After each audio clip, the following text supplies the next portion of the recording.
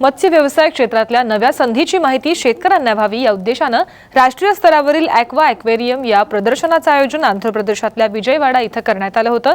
समुद्री उत्पादन निर्यात विकास प्राधिकरणाच्या वतीनं परिषदेचं आयोजन करण्यात आलं होतं।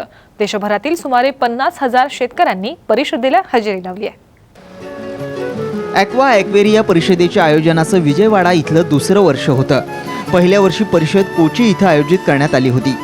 गोड्या पाण्यातील मत्स्य संवर्धन, प्रजननक्षम मासे, त्यांच्याकरता लागणारं पोषक खाद्य, व्हेनामी रोझनबर्गी नावाच्या नवीन झिंगा जातीची ओळख यावेळी करून देण्यात आली।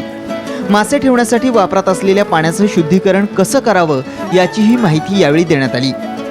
जेवढं आपल्या मत्स्य उत्पादन होतं आणि ज्या पद्धतीनं मत्स्य व्यवसाय उत्पादन वेगवेगळ्या राज्यामध्ये घेतलं जातं, या ठिकाणी रंगीन माशांना सुद्धा मोठ्या प्रमाणात चालना मिळावी या दृष्टीने त्या ठिकाणी फार मोठ्या प्रमाणामध्ये आपण बघत आहात की रंगीन माशांचं मोठ्या प्रमाणात कशा पद्धतीनं संवर्धन आणि संगोपन केलं जाईल। समुद्री जीवांची माहिती देणारं प्रदर्शनही यावेळी भरवण्यात आलं होतं। देशभरातील सुमारे 50,000 शेतकऱ्यांनी या परिषदेत सहभाग नोंदवलाय। मासे, झिंगे आणि खेकड्यांना जगभरातून मागणी वाढत असल्यानं शेतीपूरक व्यवसाय म्हणून शेतकऱ्यांनी या व्यवसायाकडे वळण्याचं आवाहन यावेळी करण्यात आलं।